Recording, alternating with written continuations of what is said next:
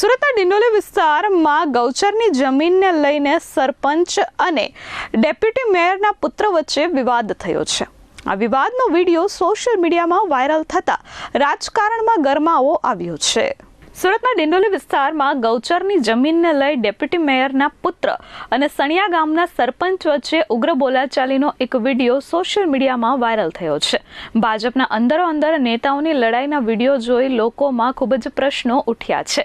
ગૌચરની જમીનની વિવાદને લઈ deputy mayor Sudhakar ચૌધરીના પુત્ર અને સણિયા ગામના સરપંચ વચ્ચે ઉગ્ર બોલાચાલી થઈ હતી। ડિંડોલી પાસે આવેલ સણિયા ગામના મેઇન રોડ પર સુડાની જગ્યા બાબતે બોલાચાલી થઈ હતી। બુલડોઝર લઈને દબાણ દૂર કરવા પહોંચેલા સરપંચ સાથે ડેપ્યુટી મેયર સુધાકર ચૌધરીના પુત્ર રાહુલ ચૌધરીએ ઉગ્ર બોલાચાલી કરી હતી, જેનો વિડીયો સોશિયલ મીડિયા પર ખૂબ જ વાયરલ થઈ રહ્યો છે।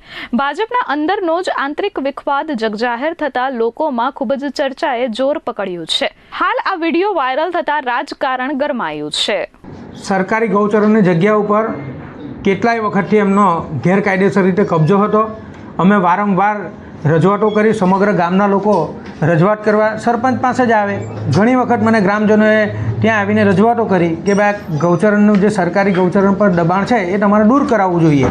એટલે મેં એમને વારંવાર રૂબરૂ મળીને ટેલિફોનથી જાણ કરીને બી કર્યું છે કે આ દબાણ તમે દૂર કરી દો। માટી પુરાણ કર્યું છે એમણે પાઇપો નાખ્યા છે, કોઈ પંચાયતની પરવાનગી લીધી નથી।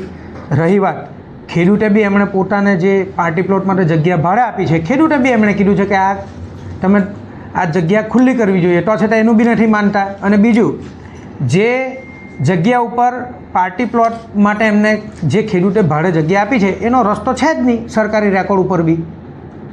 ત્યારબાદ એમણે પાર્ટી પ્લોટ ચલાવવાનું જગ્યા ઉપર ઈંડાની લારી, મરઘી ચિકનની લારીઓ, પાનના ગલ્લાઓ આ બધું ત્યાં ચાલુ કરીને એક બે વાગ્યા સુધી અસામાજિક તત્વો ત્યાં બેસીને જે પ્રકારનો માહોલ બનતો હતો એના આધારે ગ્રામજનોએ સરપંચને રજૂઆત કરી। મેં એમને અનેકો વખત રજૂઆત કરી છે, પરંતુ એમણે કાર્યવાહી ન કરતા છેવટે મારે ગામજનોની સાથે કાલે જાતે જવું પડ્યું અને સાથે કાલે ગામ લોકો સાથે અમે ત્યાં પહોંચ્યા। ત્યારબાદનો જે વિડીયો એમણે પોતે બનાવીને સોશિયલ મીડિયામાં સરપંચની છબીને બગાડવા માટે જે એમણે વિડીયો વાયરલ કર્યો છે અને વિડીયોની અંદર કોની દાદાગીરી છે અને કયા પ્રકારે દાદાગીરી કરે છે એક ચૂંટાયેલા સરપંચની સામે એ તમે જોઈ શકો છો અને સમગ્ર ગુજરાતના લોકો જોઈ રહ્યા છે।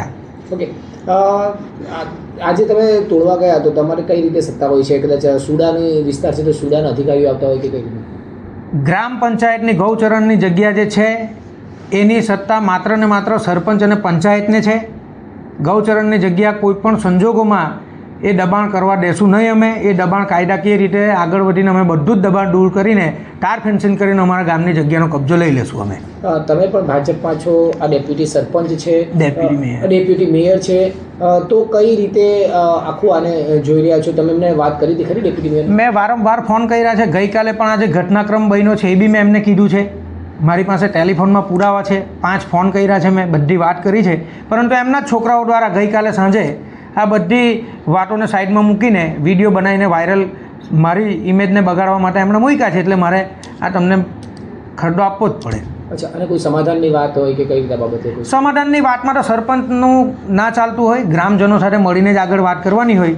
અત્યારે તો ગ્રામજનોનો એક જ મત છે, કોઈ પણ સંજોગોમાં કોઈ સમાધાનની, ગામની ગૌચરણની જગ્યાને કબજો ખાલી જ કરાવવાની, એ જ સમાધાનની વાત છે। ઘટના એવી બનેલી હતી કે જે તે ટાઈમ પર લગભગ 3 થી 4 મહિના પહેલાં છે ને આપણી આ જગ્યાની ઉપર જે જગ્યા આપણે મારા નાનલા ભાઈએ રેન્ટ પર લીધેલી છે પાર્ટી પ્લોટ માટે અને હોટલ માટે ભાડેથી લીધેલી છે જગ્યા, તો એ જગ્યા ઉપર પહેલાં હોટલ ચાલતી હતી, હમણાં હોટલ બંધ છે અને એક પાનનો ગલ્લો ચાલુ કરવામાં આવેલો હતો।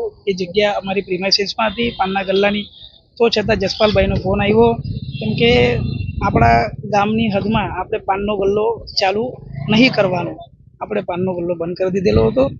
ઘણા બધા ગલ્લાઓ ચાલુ છે અને આપણો જે પાનનો ગલ્લો છે એ આપણી પોતાની પ્રિમાઇસીસમાં છે, આપણી પોતાની જગ્યામાં છે, ગૌચરની જગ્યામાં નથી। એ ગલ્લો બંધ કર્યા પછી આજે લગભગ 8-10 દિવસ થયા છે, ઈંડાની એક લારી ચાલુ થયેલી છે। એ લારીને લઈને આપણા જસપાલભાઈ આ બધી ઘણી બધી એવી મગજમારીઓ કરી છે। કાલે દબાણ કરી રહ્યા છો એવો આરોપ?